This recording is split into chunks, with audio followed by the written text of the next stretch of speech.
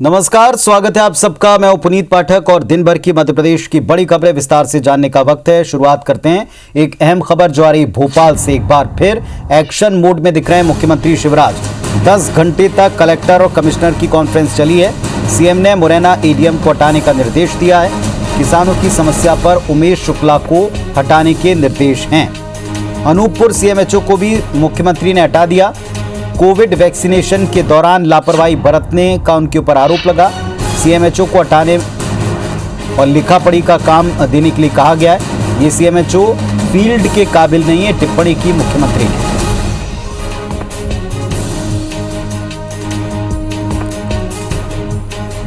तो action mode में दिखे मुख्यमंत्री शिवराज सिंह चौहान। आपको बता दें कि लगातार वे समीक्षा कर रहे हैं अलग अलग विषयों को लेकर, और समीक्षा करने के दौरान जहां अच्छा कार्य दिखता है वहां तारीफ करते हैं और जहां खामियां पाई जा रही हैं वहां एक्शन भी दिखाई पड़ रहा है। सीएमएचओ को लिखा पढ़ी का काम दिया जाए, फील्ड के काबिल नहीं है, ये टिप्पणी की। कोविड वैक्सीनेशन के दौरान लापरवाही बरतने पर यह कार्रवाई, मुख्यमंत्री के निर्देश इस बारे में आ चुके हैं। मुरैना एडीएम को हटाने के निर्देश हैं। किसानों की समस्या पर उमेश शुक्ला को हटाने का निर्देश है।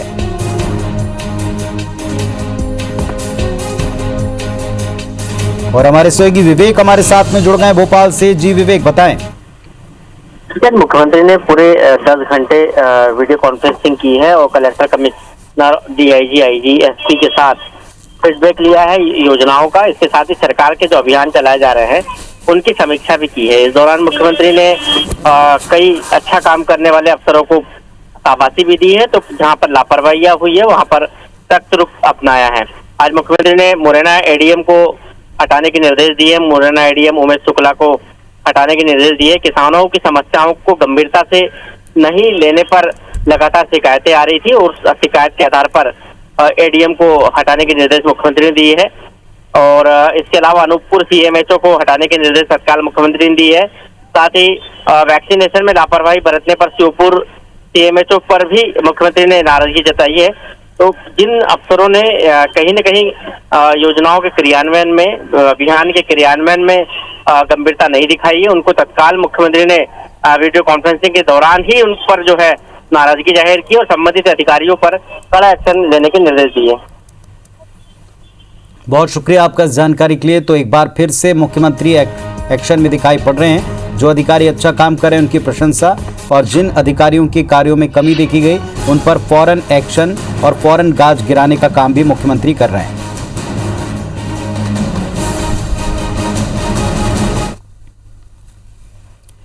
मुख्यमंत्री शिवराज सिंह चौहान ने कलेक्टर और कमिश्नर के साथ वीडियो कॉन्फ्रेंसिंग के जरिए मीटिंग की। इंदौर प्रशासन की इसमें तारीफ की। सीएम ने कहा कि भूमाफिया के खिलाफ इंदौर प्रशासन ने जिस तरह से काम किया वो रोल मॉडल है। इंदौर में ये अभियान कैसे सफल रहा, इसको लेकर इंदौर कलेक्टर मनीष सिंह ने प्रेजेंटेशन दिया, जिसे पूरे प्रदेश में आगे लागू किया जाएगा। वहीं सीएम शिवराज सिंह चौहान ने अफसरों से कहा कि वो अपने जन्मदिन पर एक पौधा जरूर लगाएं। मुख्यमंत्री ने कहा कि अफसर आपस में सुशासन को लेकर प्रतिस्पर्धा करें ताकि परफॉर्मेंस बेहतर हो पाए। सीएम शिवराज सिंह चौहान हर सोमवार सुबह 11:30 बजे अफसरों से बात करेंगे और इसी क्रम में लगातार उन्होंने कलेक्टर, कमिश्नर की कॉन्फ्रेंस की।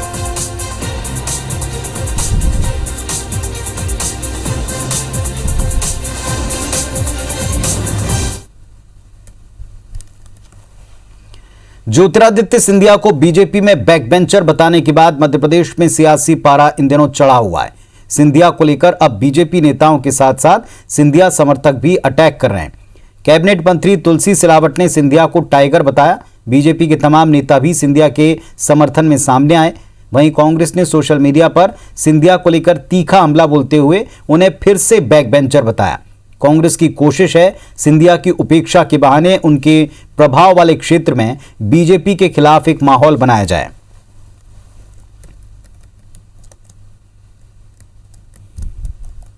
ऐसा क्या कारण हो गया उनको ज्योतिरादित्य सिंधिया जी की याद आई? जब हम कंधे से कंधे मिलाकर उनका साथ चलते जब तो उनको याद नहीं आई, जब मुख्यमंत्री पद उनको याद नहीं आया।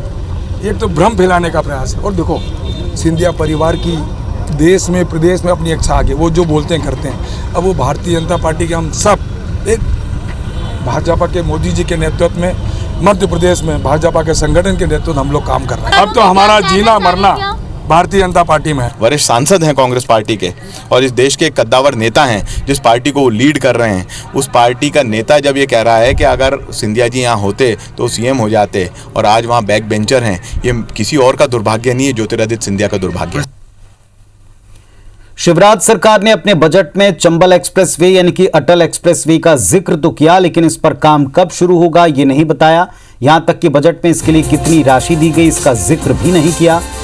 इस एक्सप्रेसवे को लेकर बीजेपी के तमाम नेताओं ने उपचुनाव से पहले ग्वालियर चंबल इलाके में इसका गुणगान किया, इसे लेकर वोट मांगे, लेकिन चुनाव जीतने के बाद इसका कोई जिक्र नहीं किया।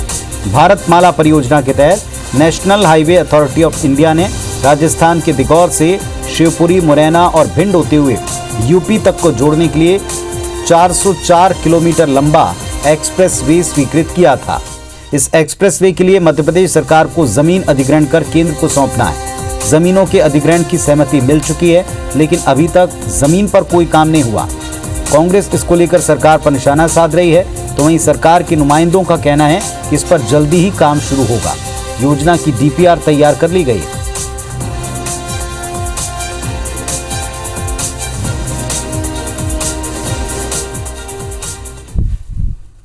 बजट में प्रावधान तो है, लेकिन बताया नहीं तारीख कब बनेगा। ये सब घोषणाएं, चंबल सूख जाएगी लेकिन ये बना नहीं पाएंगे। देश बदल रहा है, आगे बढ़ रहा है। सत्ता परिवर्तन से हमने व्यवस्था परिवर्तन करके दिखाया है और चंबल एक्सप्रेसवे, अटल एक्सप्रेसवे नाम बदल दिया हमने उनका। दोनों साइड उनमें औद्योगिकरण होगा, व्यवसायीकरण होगा, लोगों को रोजगार मिलेगा और ऐसा एक्सप्रेसवे बनेगा, अटल एक्सप्रेसवे, जो अपने आप में एक भारत को गौरव दिलाएगा। जल्दी शुरू कर रहे हैं, बजट का सब सर्वे अर्वे डीपीआर बन गई, सब काम शुरू हो गया, टेंडर हो जाएंगे, काम होगा तेज गति से। कोरोना वैक्सीनेशन का चुनावी क्रेडिट लेने के लिए बीजेपी ने अभियान शुरू कर दिया। मध्य प्रदेश में बीजेपी निकाय और पंचायत चुनाव के पहले वैक्सीनेशन के जरिए लोगों के बीच जाएगी। बीजेपी प्रदेश के सभी 1070 मंडलों में हेल्प डेस्क लगाने जा रही है, जिसके तहत वो घर घर पहुंचकर वैक्सीन लगाने के लिए लोगों को जागरूक करेगी। बीजेपी कार्यकर्ता उन लोगों की सहायता करेंगे जिन्हें वैक्सीनेशन में परेशानी आ रही है। भोपाल में आज से जिला बीजेपी ने जन जागरूकता अभियान की शुरुआत की। बीजेपी जिलाध्यक्ष सुमित पचौरी ने कार्यकर्ताओं के साथ पंचशील नगर मंडल में घर घर पहुंचकर लोगों से वैक्सीन लगवाने का आग्रह किया। वहीं कांग्रेस ने बीजेपी के अभियान को लेकर हमला बोला। पूर्व मंत्री पीसी शर्मा ने कहा, डॉक्टर्स का काम बीजेपी कार्यकर्ता क्यों कर रहे हैं? अगर बीजेपी को सेवा ही करनी है तो लोगों को फ्री में वैक्सीन लगवाएं।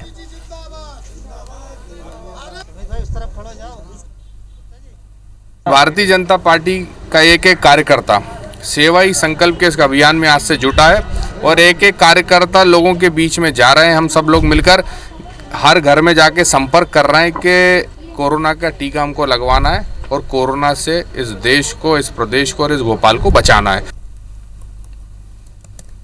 ये मेडिकल के मामले हैं, इनको मेडिकल की तरह चलने दो। ये चंदे वाला मामला नहीं है, ये मेडिकल मामला है। जब वैक्सीन आएगी लोगों को होगी और उनके नंबर आएंगे और डॉक्टर की सलाह से लगे। अगर आप कह रहे हो कि लगाएंगे तो फ्री वैक्सीन लगे, चाहे शासकीय हो चाहे प्राइवेट। जो काम डॉक्टरों को करना चाहिए वो डॉक्टर करेंगे, जो काम पैरामेडिकल स्टाफ को करना चाहिए वो पैरामेडिकल स्टाफ करेगा, जो काम राजनीतिक कार्यकर्ता को सामाजिक सरोकारों से वो जनता की सेवा की दृष्टि से करना चाहिए वो भाजपा के कार्यकर्ता करेंगे। कोरोना वैक्सीन को लेकर स्वास्थ्य विभाग की सबसे बड़ी समस्या हल हो गई। दरअसल विभाग को अब तक कोल्ड चेन रेफ्रिजरेटर ट्रक की सौगात मिली है, जिसके जरिए वैक्सीन तेजी से और आसानी से एक साथ हर टीकाकरण केंद्र तक पहुंचाई जा सकेगी। एक बार में 3 लाख डोज को ट्रांसपोर्ट इसके जरिए किया जा सकता है। इसकी मॉनिटरिंग हो पाएगी। प्रदेश के 4 बड़े शहरों भोपाल, इंदौर, जबलपुर, ग्वालियर में स्टोरेज सेंटर बनाए गए, जहां से इन शहरों के आसपास के जिलों में वैक्सीन भेजी जा रही। छोटे जिलों के टीकाकरण केंद्रों तक वैक्सीन पहुंचाने के लिए इंसुलेटेड वैन का इस्तेमाल किया जा रहा था, जिसमें सीमित संख्या में ही वैक्सीन सेंटर तक पहुंच पा रही थी।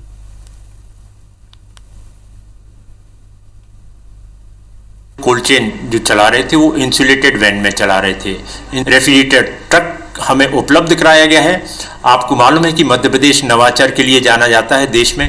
जैसे ही हमें ये ट्रक की सौगात माननीय स्वास्थ्य मंत्री जी के कर कमलों से मिली तो हमने इसका नाम cold chain room on wheels इसमें वही व्यवस्था है जो एक कोल्ड चेन रूम में होती है। 3 लाख वैक्सीन एट ए टाइम हम ट्रांसपोर्ट कर सकते हैं, जो आवश्यकता के अनुरूप।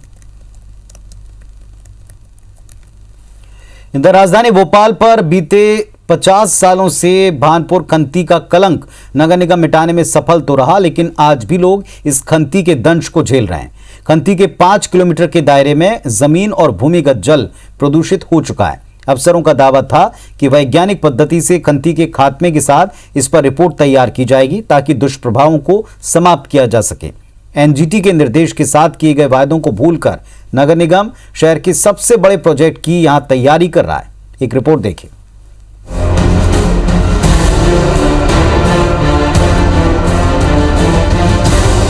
फिर चर्चा में भानपुर खंती निगम कर रहा बड़े प्रोजेक्ट की तैयारी।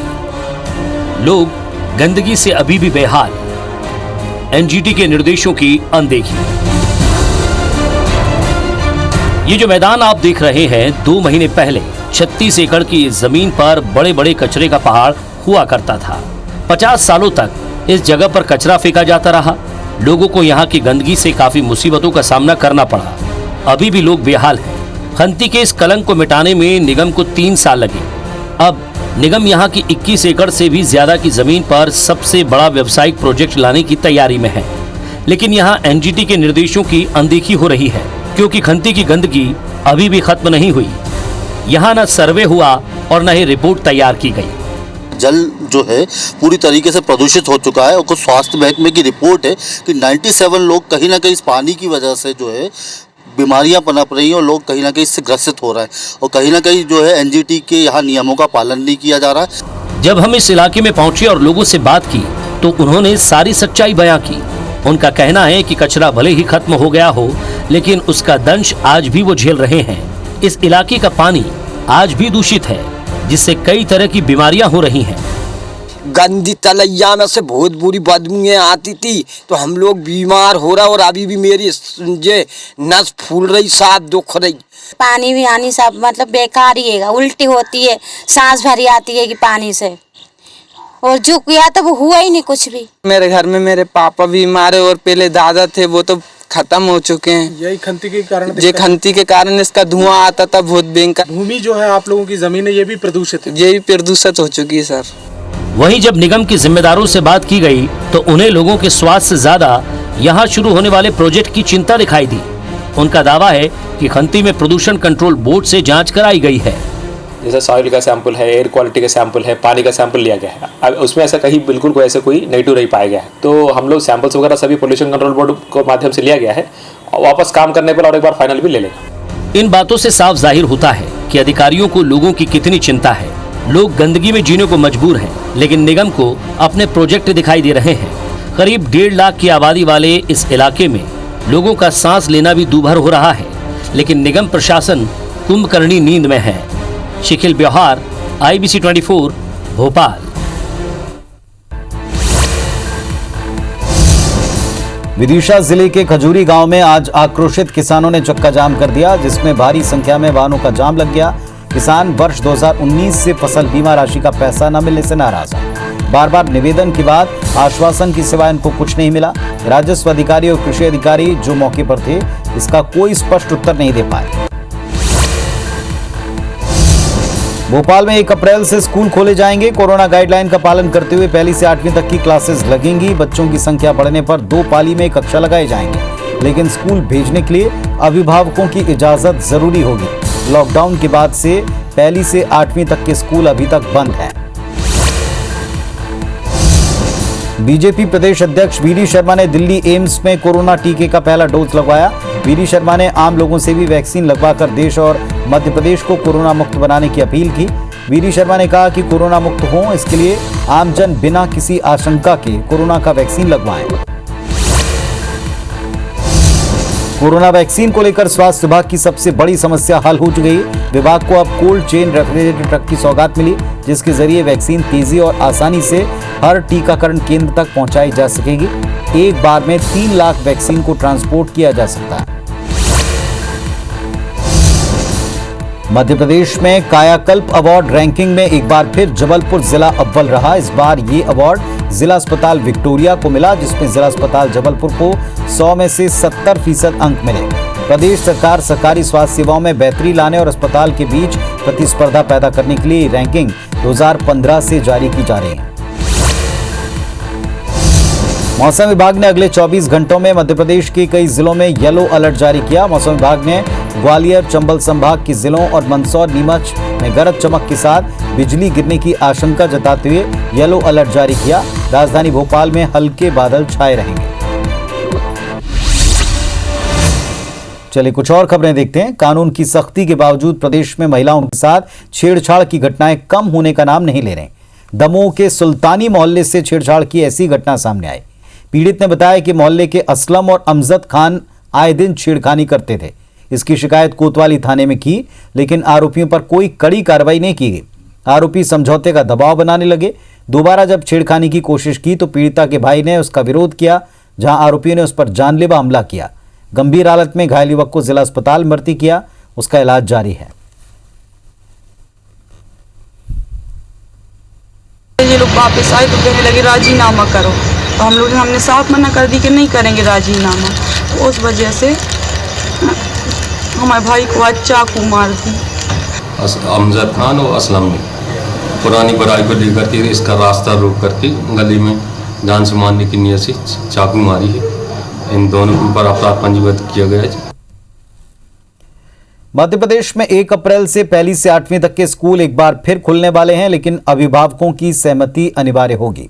इंदौर और भोपाल में बढ़ते कोरोना केस को देखते हुए स्कूल खोलने का फैसला क्राइसिस मैनेजमेंट कमेटी पर छोड़ा गया। स्कूल शिक्षा मंत्री इंदर सिंह परमार ने ये जानकारी देते हुए कहा कि ज्यादा दिन तक बच्चों को घर पर बैठाकर नहीं रख सकते। स्कूल संचालकों को कोविड प्रोटोकॉल का पालन करना पड़ेगा। क्लास 1 के नीचे के बच्चों को अभी और इंतजार करना होगा। स्कूल शिक्षा मंत्री ने कहा, प्रदेश में नया शिक्षण सत्र 1 अप्रैल 2021 से शुरू होने जा रहा है। नए सत्र में 1 से 8वीं तक के सभी स्कूल खोल दिए जाएंगे। बाकी प्रदेश की तरह मध्य प्रदेश में भी स्कूल खोलने की मांग लंबे समय से की जाती रही है।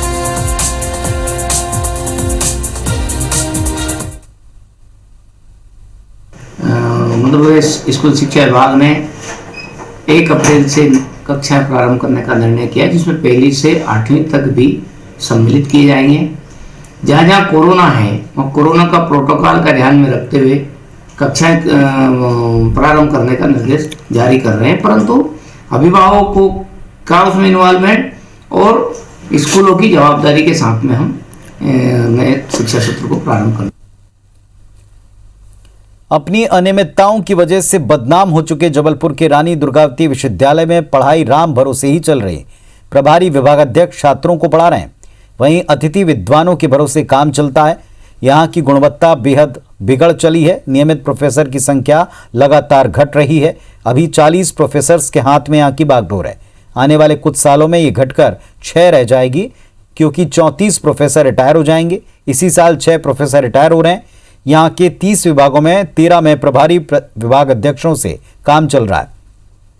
छात्रों के भविष्य के साथ इसे खुला खिलवाड़ माना जा रहा है। इसकी वजह से पेरेंट्स अपने बच्चों का दाखिला इस यूनिवर्सिटी में कराने से बचते हैं। यहाँ के प्रोफेसर खुद अपने बच्चों को पढ़ाई के लिए दूसरे शहरों में भेज रहे हैं। फिलहाल इस विश्वविद्यालय में 1800 के आसपास छात्र हैं। क्वालिटी एजुकेशन न मिलने की वजह से छात्रों की संख्या साल दर साल घट रही है, जो कि चिंता की बात है। 2-3 सालों में हमारे एडवर्टाइजमेंट निकले, वो किसी न किसी कारण से कोर्ट से स्टे हो गए या हमें उन्हें वापस लेना पड़ा, क्योंकि अब शासन द्वारा निर्देश जारी कर दिए गए हैं। यूजीसी ने भी अपने निर्देश जारी कर दिए गए हैं। उसके अनुरूप हम पुनः एक विज्ञापन अभी विगत नेक्स्ट 2 या 3 मंथ्स में हम जारी कर देंगे, ताकि विश्वविद्यालय में पुनः शिक्षा करें, क्योंकि शिक्षकों के बिना विश्वविद्यालय में हम किसी भी प्रकार का शैक्षणिक विकास नहीं कर पाएंगे। भोपाल में होलाष्टक के बाद शादियों का सीजन शुरू होगा, लेकिन अब की बार शादियों के रंग में भंग पड़ सकता है।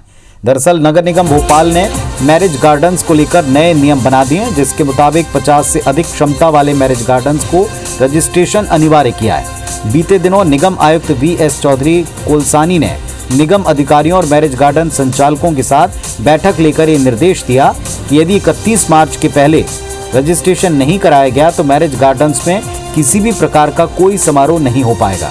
मौजूदा वक्त में कुल 528 मैरिज गार्डन्स में से केवल 13 का ही रजिस्ट्रेशन हो पाया, जबकि मैरिज गार्डन संचालकों ने करीब 1.5 करोड़ रुपए से अधिक के एडवांस बुकिंग करा रखे हैं।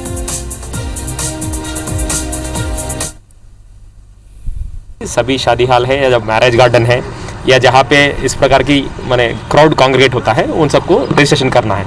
हमने सब लोगों को आईएसबी टीम बुलाकर सबको नियमों का कॉपी भी दिया है और हमने आश्वासन भी दिया है कि अप्लाई करेंगे तो 7 दिन के अंदर उसको रजिस्ट्रेशन भी कर लें। हम मौका दे रहे हैं उनको कि मतलब आ जाए और रजिस्ट्रेशन कर लें। तो इस बुलेटिन में फिलहाल इतना ही। तमाम खबरों और अपडेट्स के लिए आप देखते रहिए IBC 24। नमस्कार।